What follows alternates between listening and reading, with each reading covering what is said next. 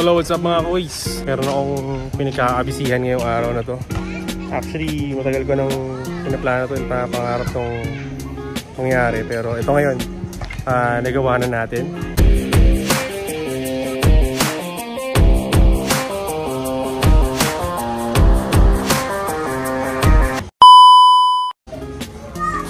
Ayan mga kuys, ayan yung ating munting bahay. Okay, ito siya. So, house tour ko lang kayo saglit. So, ito yung pintuan niya. May garage siyang maliit. Dumi pa po, sorry. Tapos may terrace siya sa taas na maliit. Yan, townhouse lang po yung nakuha natin mga kuys.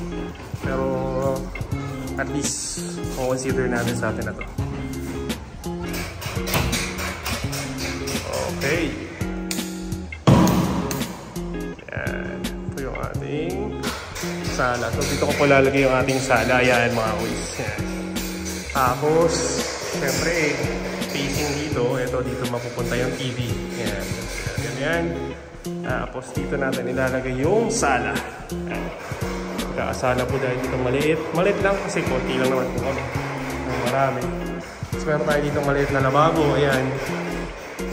Meron tayong maliit na lababo. So na natin ilaw dito. So itong space na to dito mapupunta yung ref.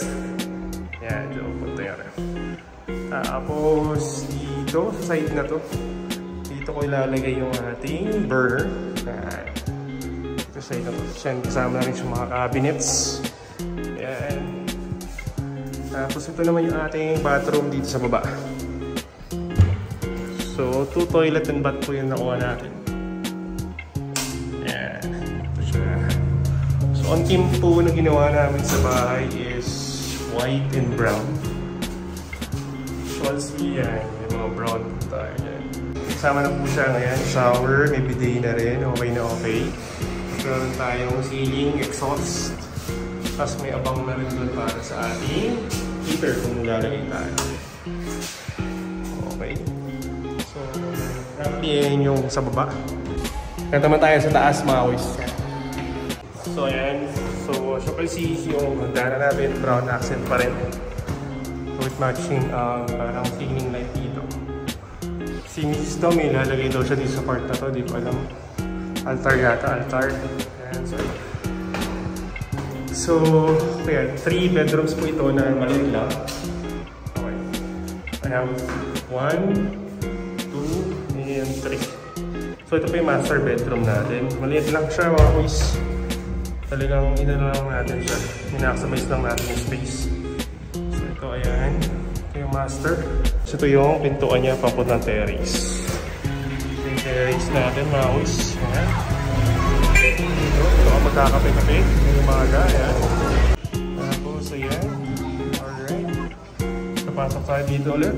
So may kasama na rin siyang built-in cabinet dito. Built-in cabinet, ayan. So ito siya.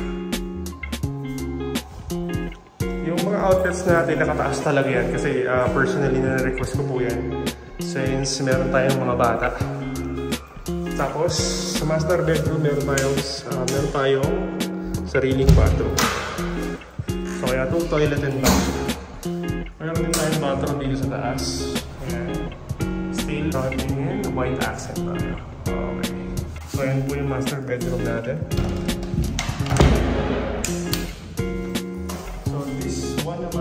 Ayan.